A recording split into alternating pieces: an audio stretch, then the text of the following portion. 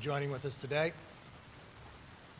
It's been a tragic 2 weeks for this nation, culminating in the death of 13 of our soldiers, and at least 18 seriously injured. Earlier this week, we saw 13 flag-draped coffins arrive back home. These 13 soldiers gave their lives to make sure to bring Americans home safely. They were the best of us, and we will never, ever forget, and we will always remember them as heroes.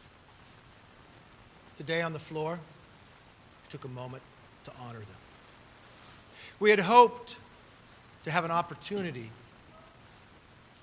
to be recognized, to move a bill by veteran Mike Gallagher. It's very simple what we're requesting. We listened yesterday to General McKenzie say American troops have left Afghanistan, but we did not get everybody out that we wanted to get out. I heard the Pentagon say the time just wasn't there to get more Americans out. But let me be crystal clear. This isn't the U.S. government's timeline. It's the Taliban's timeline. Mike Gallagher's bill does 4 simple things. What is the plan to bring Americans home safely? Not some, but every single American. What about the list of the weaponry that has been left behind, accounting for that? A sense of Congress that the Taliban should not be recognized as the government of Afghanistan, and a prohibition of any support or assistance of resources with money to the Taliban. Every member with me today has that simple question. The majority of every member behind me is a veteran. What is the plan to get Americans out? Never in my lifetime would I ever believe America would have an administration knowingly make a decision to leave Americans behind. Whereas just 2 weeks ago, the president promised this nation that he would not leave until every single American was out. We're 2 weeks away of the 20th anniversary of 9/11. We now have Americans stuck in Afghanistan, the Taliban in charge, with more weaponry than they've ever had in the past, and a border that is open. Speaker Pelosi, now was not the time to act like you could not see us on the floor. Now was not the time to hide. We are a co-equal branch. Now is the time for leadership in Congress, and we will lead. With that, I want to bring up Ranking Member, Mr. Boss. Thank you, Leader. Ladies and gentlemen, we watched this week as Americans left the field after 20 years. My son served there, and thank God he came home. But we all know also that there were 13 members that didn't come home as of this last week, on top of what was already over 2,000 lives that had been lost there. But if you ask each one of the veterans who have served, what is one of the things we never, ever do? We never leave our Americans behind. That's right. And we've left Americans behind. It's even to the point that here today we wanted to say, in what we can do, which is through legislation, as how Congress feels, that we want to make sure those Americans come home, and the other issues that we're trying to deal with. Let me tell you this as well. Over the last few weeks, since the 13th, the uptick that has occurred on the veterans that are here, that are concerned, that would love to do anything they could to get those people out, it is weighing on them heavily. We have seen an increase of 7% on the call-in for the hotline, for the suicide hotline for veterans. We saw a uptick of 40% on the text line and a doubling on the chat line. There's clearly veterans out there struggling here at home as well. Now, I want to make sure that you know and everyone here knows and understands that the veterans themselves should not feel that their service was in vain. What they did was they protected this nation, and they protected this nation for 20 years from any terrorist attack. But it is vitally important that if you have a loved one who is a veteran or a friend that is a veteran, that if they are in need, that they should call the hotline at 1-800-273-8255 or text 838-255. We want to be there, we want to serve them, but we also want to get our American citizens out of Afghanistan and do it as quickly as possible. And with that, I want to yield to the ranking member, Mike McCall. No, thank you so much. Thank you, Leader. Thank you to all the veterans behind me. Several weeks ago, I said that this president will have blood on his hands. This week, we had 13 servicemen come home in flag-draped coffins at Dover Air Base. Last night, our planes left in the middle of the night. We left Afghanistan as the Taliban celebrated their victory. And we've all seen the images and how sickening it is that we had an unconditional surrender to the Taliban. This president announced a complete withdrawal with no conditions, time certain. That was a surrender of the United States to the Taliban. Now they are celebrating their victory over the United States of America. I never thought I would see this in my life. It's embarrassing, it's shameful, it's wrong to our veterans who served so well. We've emboldened our adversaries, and we've weakened our alliances. As has been said, the military has a saying, no man left behind, no one left behind.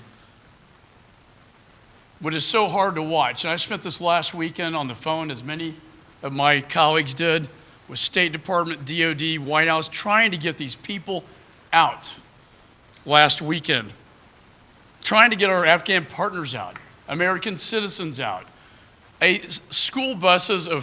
Four school buses of young girls that were adopted in the choir at the University of Afghanistan, only to be turned away. To what? Into the hands of the Taliban, into enslavement. These interpreters have a target on their back, and the ones that we couldn't get out have a death sentence on them. The sad thing is many of them got through the Taliban perimeter. Our own United States government stopped them from getting into the airport to safety. This is not the United States of America to turn our backs on Americans. And we call upon the president to get them out of there and get them out now. This was not an intelligence failure, as the administration will tell you, as they blame everybody but themselves. They made this decision. The intelligence community got this right. We got the briefings starting last May about what exactly was going to happen. They predicted this.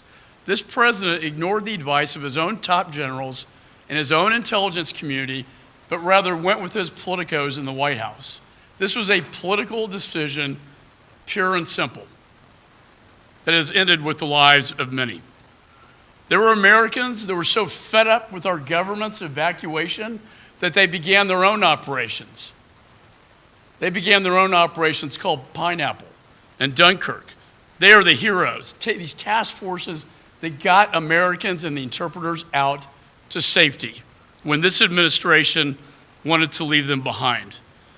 We have sent a letter of preservation to the Department of State, to our intelligence community, and to our Department of Defense to preserve all documents, because we will, and we want the Democrats to join us, but we're going to do it with or without them. We are going to investigate this and exercise our constitutional authority of oversight to get to the bottom of how did this get so wrong? How did this get so bad? So let me conclude by saying to our veterans who served, and I chaired Homeland for a long time, you served us well. It was worth something. We didn't have a 9/11 scale attack since 9/11. And as the speaker said, this is going to be a grim anniversary, 20-year anniversary of 9/11. But to those veterans, you did your job. But I'm worried with the terrorists flooding in, with the Taliban in control, with our weapons left behind, that now they're one of the most armed forces in the world, that the threat now is getting stronger, and we will be entering into a new phase and a new chapter where the terrorists will once again try to hit our homeland.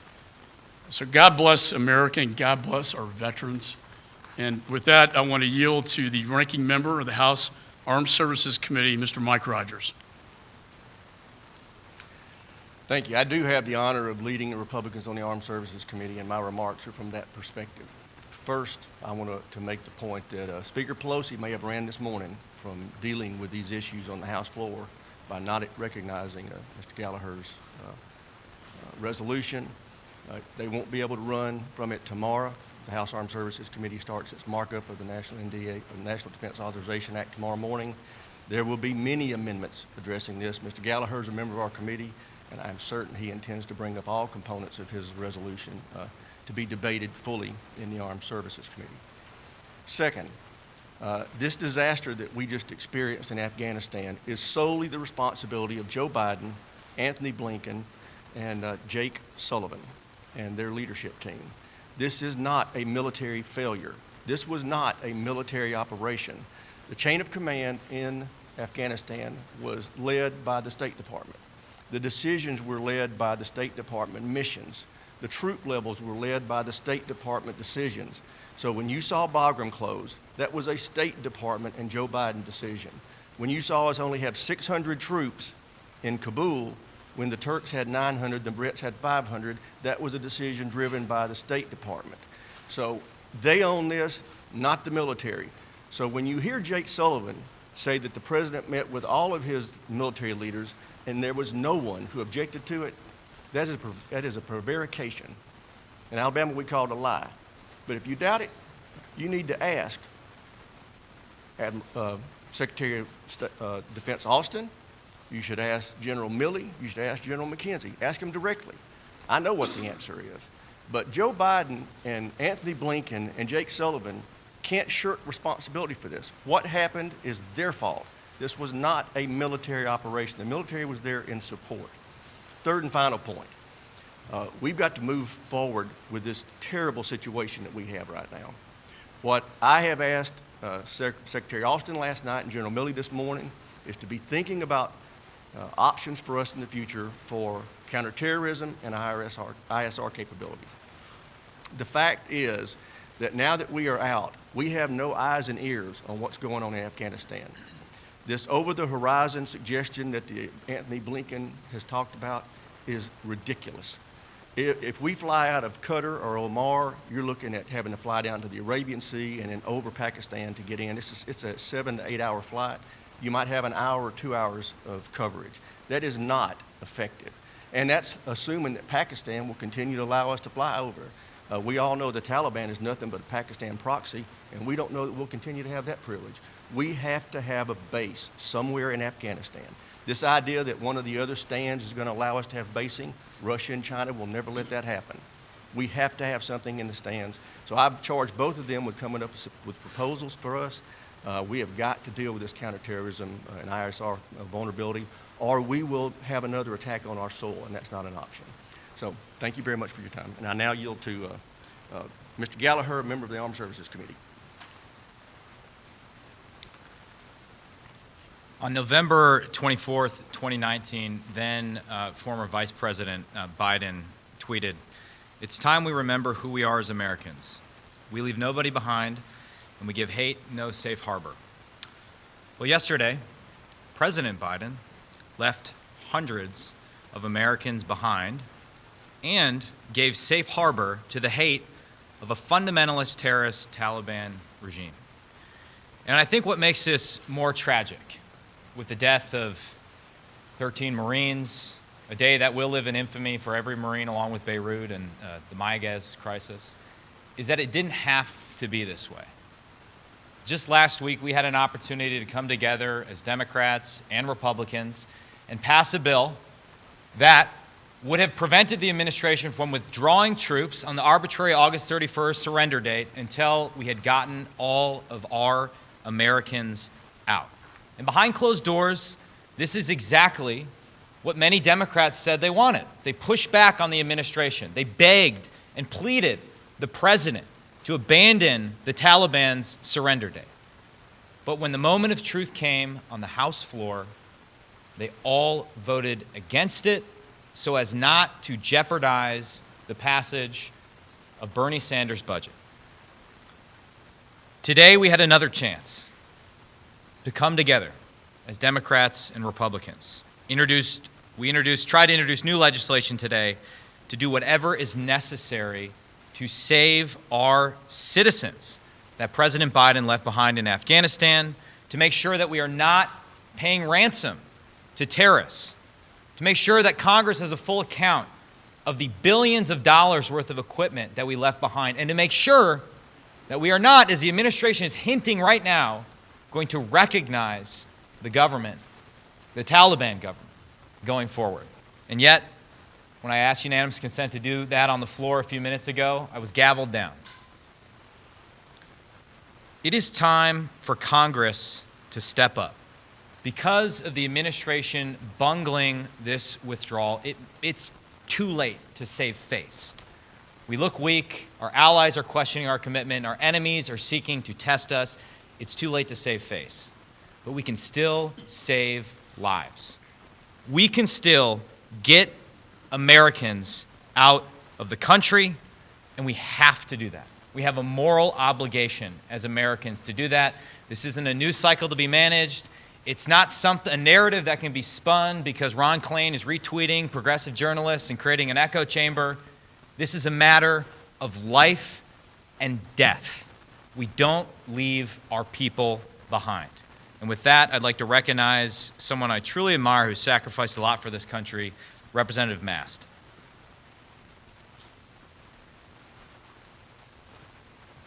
As every veteran will tell you, the most important thing you bring into battle is why. The why for this battle that we're talking about today, that Representative Gallagher just spoke about, is very simple. To protect lives, to save Americans, and very pointedly this: every American, every one of us in this room, everybody in government is being lied to. When they send somebody out to the podium, when they send Blinken out to the podium, it's to lie to the American people. Flat out. When he says the terrorists promise that they won't let other terrorists in, that's an example of him lying to the American people. When they send somebody else out from the administration to talk about what's going to happen with the recognition of the Taliban or other terrorist groups, they're sending somebody out to lie to the American people. When they send somebody out to talk about the U.S. arms that will be used against our military, other militaries, and civilians across the globe, they're sending somebody out to lie to the American people. That is why what Representative Gallagher and every veteran up here and every member of our body is acknowledging. These lies can't be the way forward. They have to come to an end immediately, and this has to be the moment that they are accounted for. It's in that I'm going to move to an incredible veteran, somebody that I respect a great deal, Representative Green.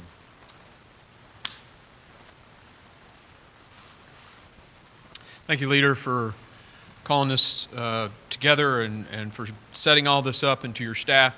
I want to thank my colleagues who stand behind me, who served their country not only here in Congress but in uniform across the globe, swearing an oath to defend our nation, our Constitution against enemies, foreign and domestic.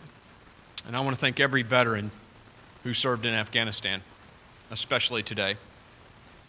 The Taliban has broken every single agreement, every aspect of the agreement since January.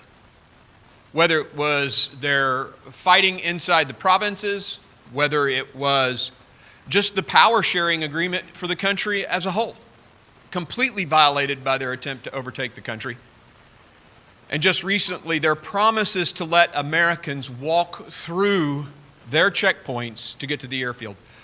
Myself, my colleagues, can report to you call after call from Afghanistan to our offices saying, I am an American and I can't get through the Taliban checkpoint. I've been 3, 4 times. And yet, President Biden did nothing.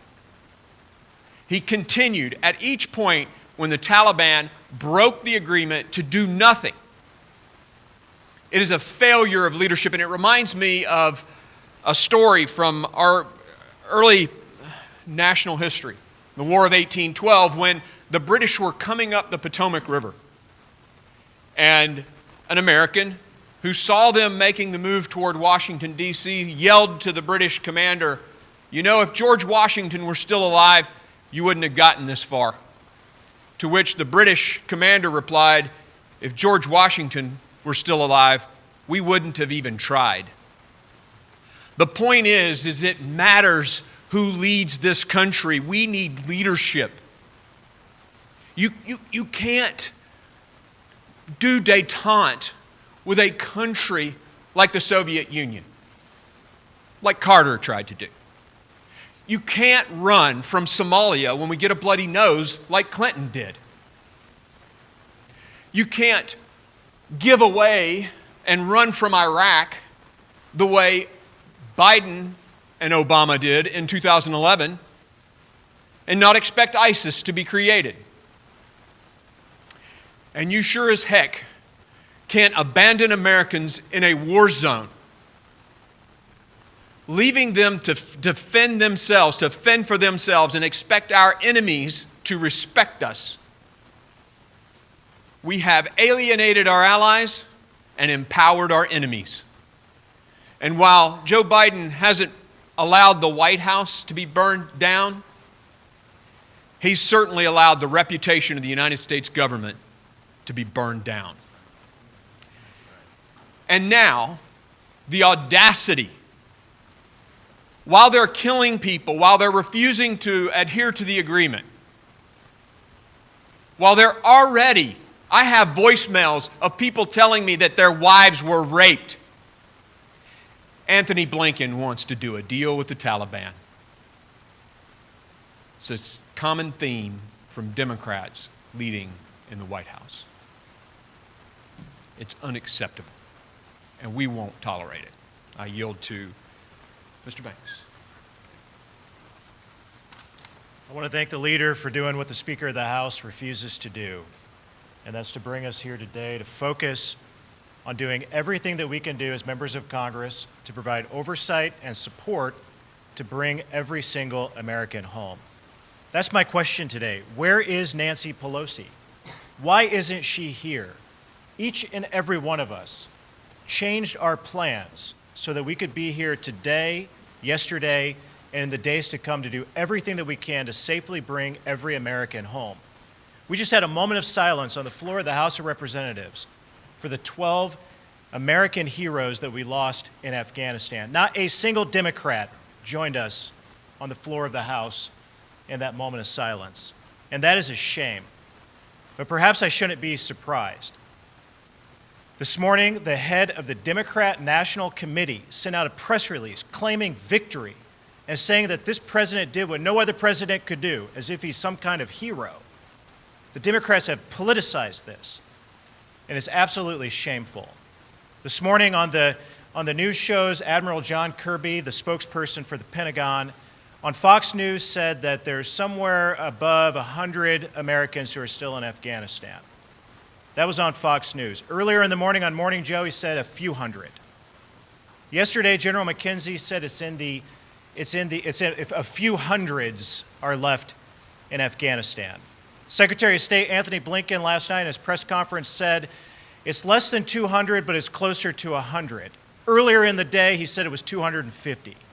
The fact of the matter is that this administration still has no idea how many Americans they have left behind enemy lines in Afghanistan as they ended the evacuation mission.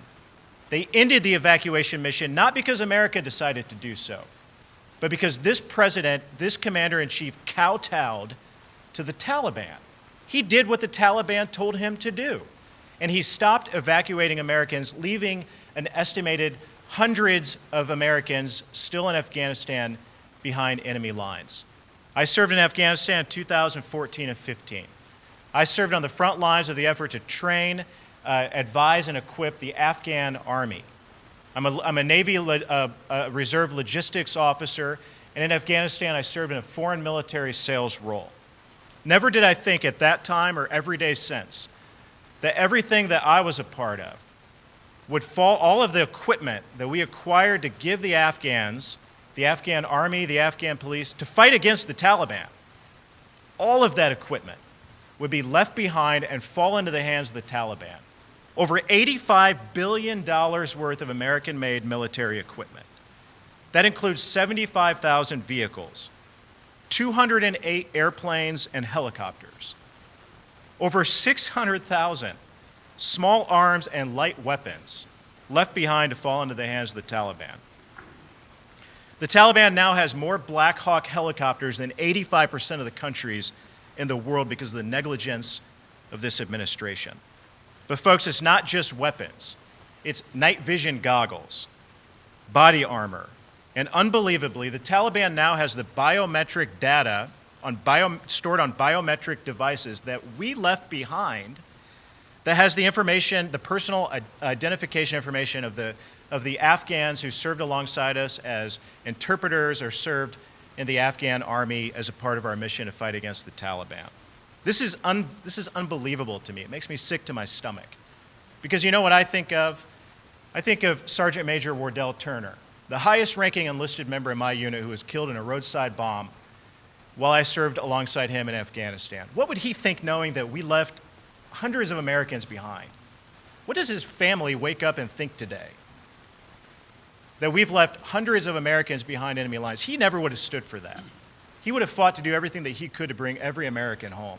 And it makes me sick to my stomach thinking that any life that we lost, anyone who paid a sacrifice in Afghanistan along the way, has to wake up today and wonder, any family member that wake up today and wonder, why would any administration, why would any president, commander-in-chief leave any American behind? It's never happened before. This has never happened before in American history, that a mission like this would be so botched that we would leave Americans behind enemy lines. We don't even know how many of them are there. So again, I want to thank the leader for doing what the Speaker of the House refuses to do.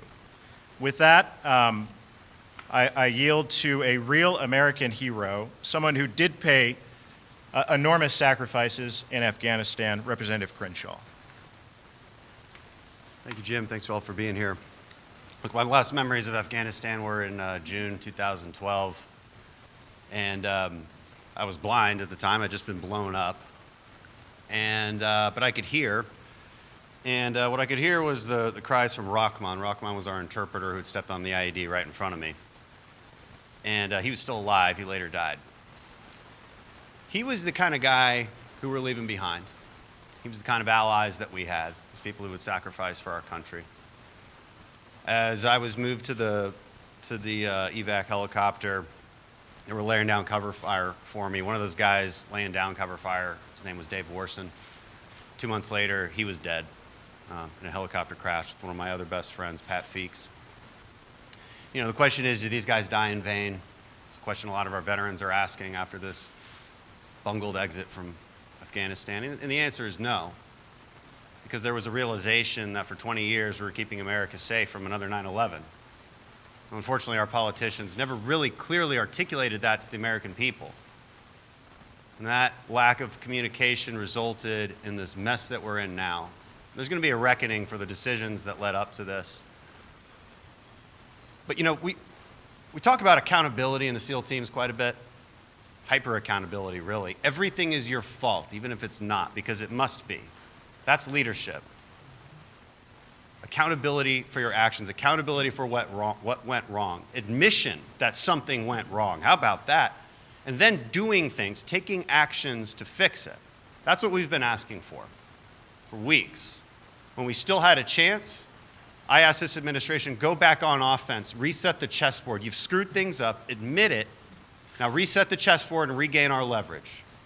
They said no. They wanted to stick to their arbitrary surrender deadline, and they left. So what is today about? It's about fixing this. It's about taking action. But first, the administration has to admit it's wrong. Stop running victory laps. It's like the arsonist claiming they did a really great job putting the fire out, when in fact there's actually still people inside. That's the kind of analogy that we have here. No admission that anything's wrong, running victory laps, and refusal to do anything about it. And then when we come today, the Speaker of the House can't even show up. She sent a different representative in her stead. She couldn't even show up to face us and say that she will not allow this bill to go forward. This is a common sense bill. Again, behind closed doors, Democrats have asked for the same things.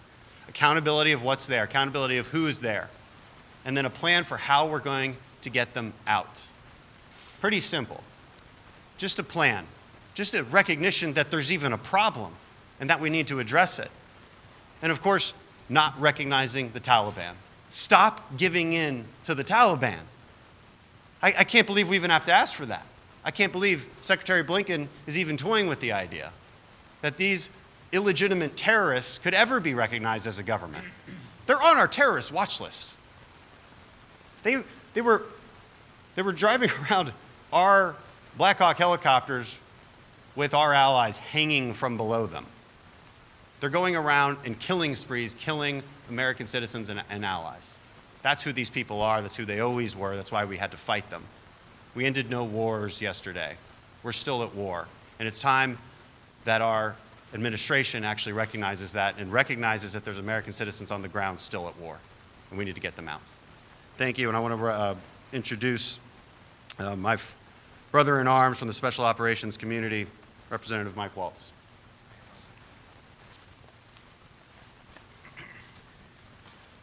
Mike Waltz from Florida, served multiple tours as a Green Beret on the ground in Afghanistan. Have worked the war as a civilian in the policy for it in the Bush White House, in the Pentagon, and dozens of times as a civilian. And like so many here, am very personally invested in this disaster. Like so many here, I've had an interpreter not just beheaded, they beheaded his family in front of him before they beheaded him. I had a journalist and a principal run out of town with Taliban threats, but they stood strong. You know their crime? They were running a girls' school. The Taliban, in response, killed their family and machine-gunned girls' school with the girls in it.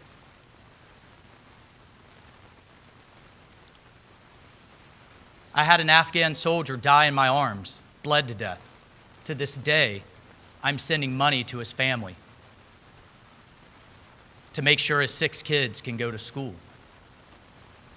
This administration making these decisions, Blinken, Sullivan, Feiner, Psaki, we can go down the list, do not have a speck of Middle East dirt under their fingernails. They don't have a clue what this means. And now, just an hour ago, literally before walking in here, I'm on the phone, as so many of us have been, congressional offices, with veterans downrange that have buses full of Americans, citizens, green card holders, legal permanent residents, our allies that are stuck because they can't get through the bureaucracy at the State Department to get them out. Right now, through the bureaucracy. People are dying, and you all need to do your jobs for accountability. It's not just us. We have the Taliban, we have our government now engaging the Taliban, trusting them to let these people go. We have a Navy veteran, Mark Frericks, that the Taliban and the Connies have held for over the last year. Is he free to go? Is this who we're going to trust?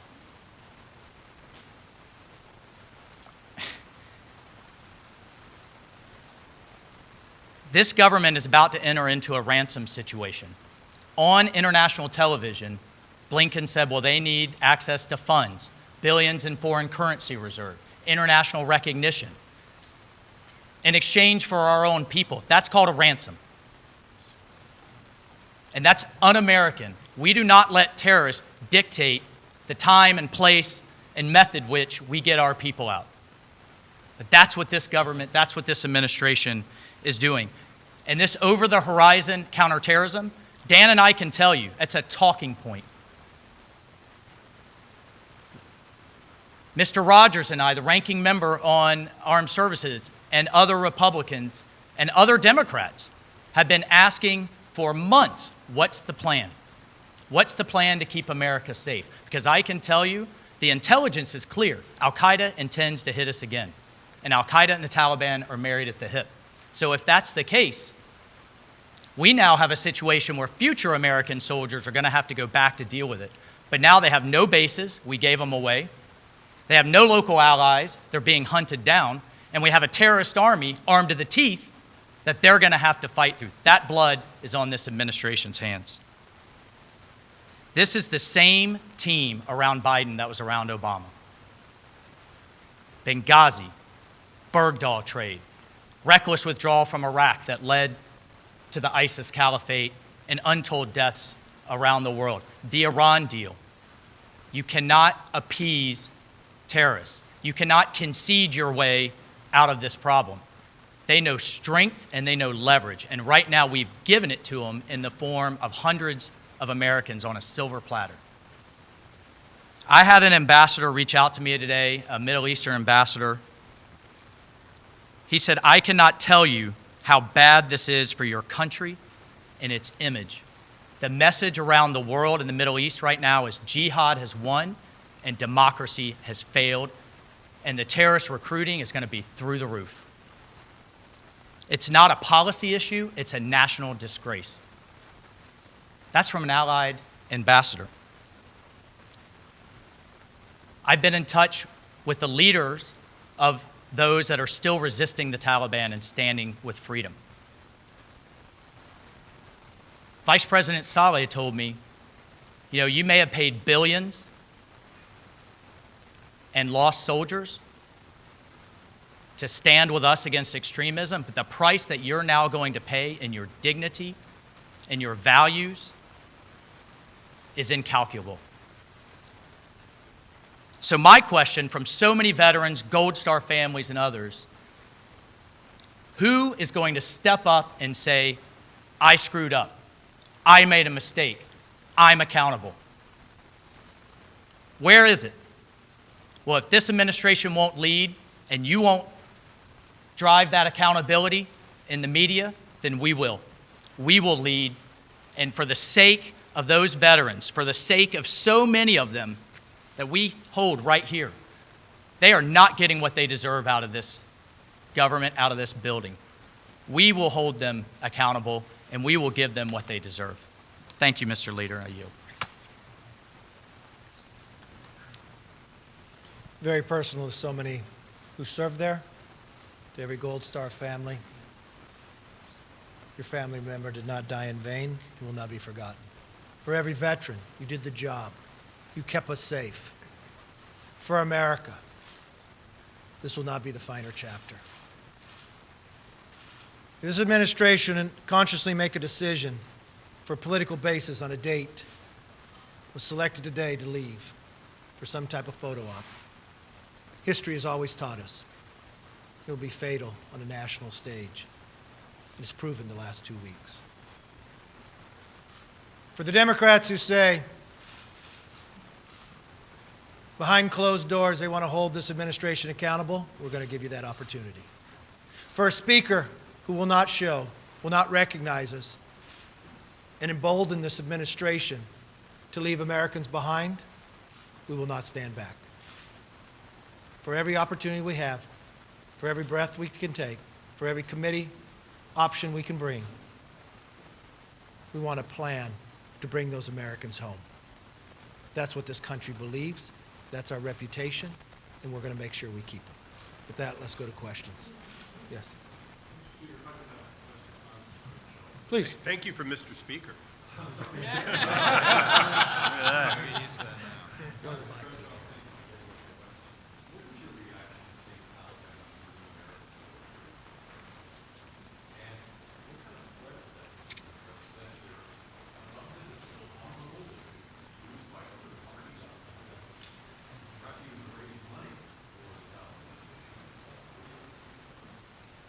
Well, the feeling everybody gets is disgrace, embarrassment, anger that we allowed this to happen.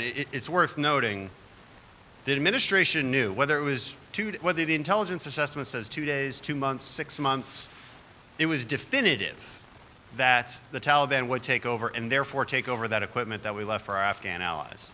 So they went through with this plan knowing that. That's a really important point. Now, what are they going to do with this equipment? Look, some of it they can't operate. They've got a gun to the head of our Afghan army pilots that they're probably flying those helicopters.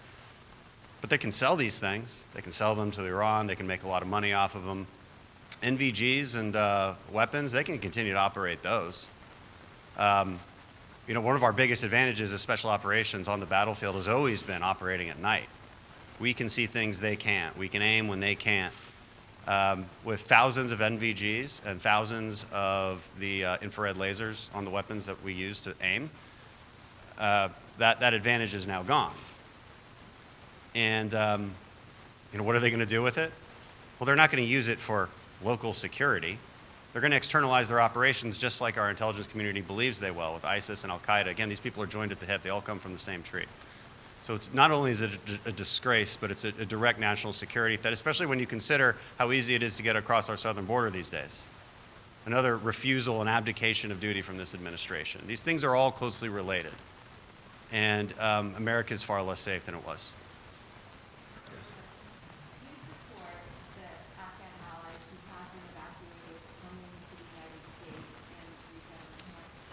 Knowing that they said they took more than 120,000 lifts, with only 5,600 being American, I think we should look through and screen before people come to America. We've got to make sure what's in there.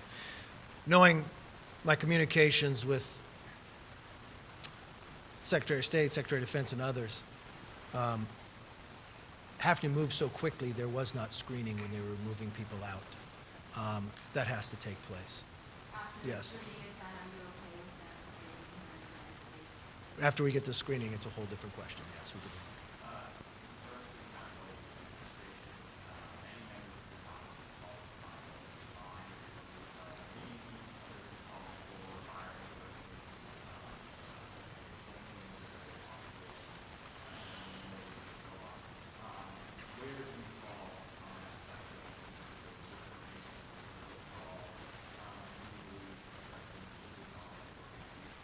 I believe right now we should get every American home. I believe there should be accountability for what I see as probably the biggest failure in American government on a military stage in my lifetime. And we could never make this mistake again. And I cannot imagine any individual that is in a policy-making position knowingly made a decision politically when to leave and knowingly telling the American public 2 weeks before that they will not leave until every American's home, but decide they're going to leave Americans there. And let me have one question to that president or to anyone else in charge. What is your plan to bring Americans home? You knowingly made a decision that you're leaving them there. You acknowledged it. Prior, a month or two before, you said there's from 11,000 to 15,000 Americans there. You say you only brought 5,600 out. You're now going to put pressure on the Taliban when we're gone to get them home? The president stood before us in a press conference and told Americans who were there to go to the airport. In less than 30 minutes, we had a conference call with his own leadership who said not to go to the airport. They're being beaten. The number of members here that their congressional districts and others worked to bring Americans home. When they went to the airport that the State Department told them to, they said the Taliban would take their papers or shoot at them and have them run back. The lies have got to stop. The accountability needs to be there. But most importantly, Americans need to be able to be brought home. This cannot be our history. This cannot be where this ends. We will not allow it. Yes.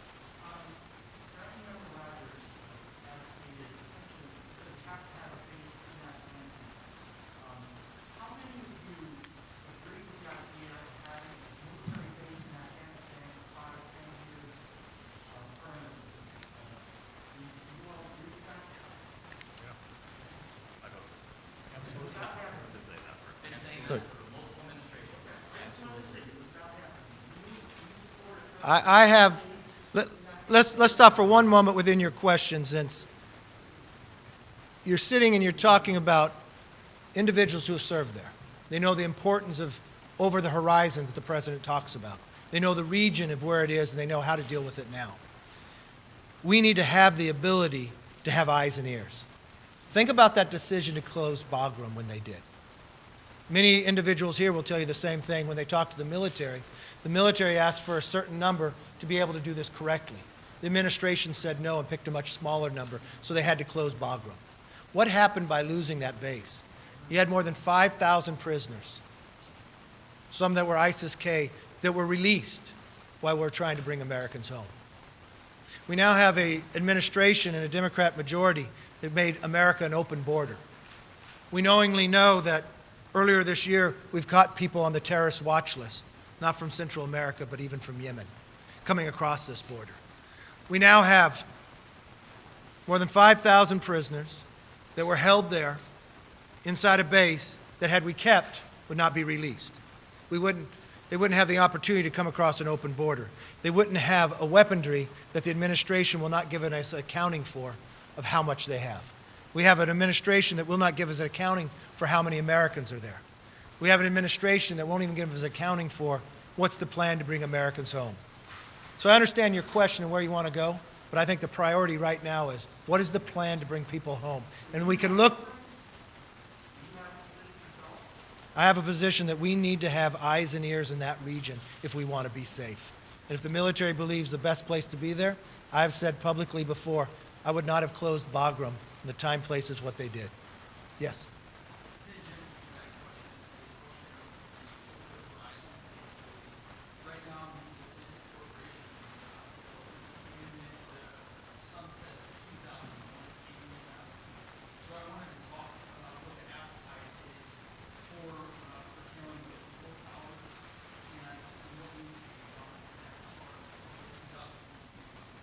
I know that's already taken a vote on the floor. I voted against it. I think you need to modernize them, but you'd have something behind it. Right now, the only option we had on the floor, which I voted against, was to remove it. Now we've got a region that is more dangerous than it was before. We now have a region that has more weaponry and equipment than it had before. If you're going to remove it, you ought to have something behind it. So I think a modernization after 20 years is appropriate, but to remove it totally, I think keeps the country less safe. Yes.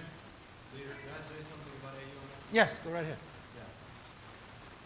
You go back and you look at... Come into the microphone. You look at our Foreign Affairs Committee and realize this, that repeal of the AUMF, they had one hearing, and they had an academic, I believe, from Harvard, Yale, and NYU.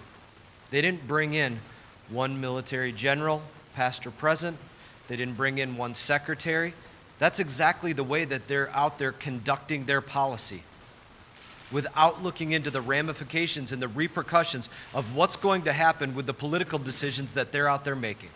They're asking the wrong people. They're not asking the right people. If they do take the time to ask them, they're not listening to them. And that's probably exactly what we could expect out of the next conversation for another AUMF, the same way they did it the first time. Last question. Approximately $3 billion that's already been appropriated from Congress that's sitting from fiscal year 2020 and fiscal year 2021 that was supposed to be for Afghan security forces. What do you want to see done with that money, and what can the Republican Congress do in order to make sure that money is spent? Well, I would like to first see a plan to bring Americans home. If we have to use resources for it, I think that'd probably be a good use of that money, but the NDAA will be able to take much of this up. Thank you for coming.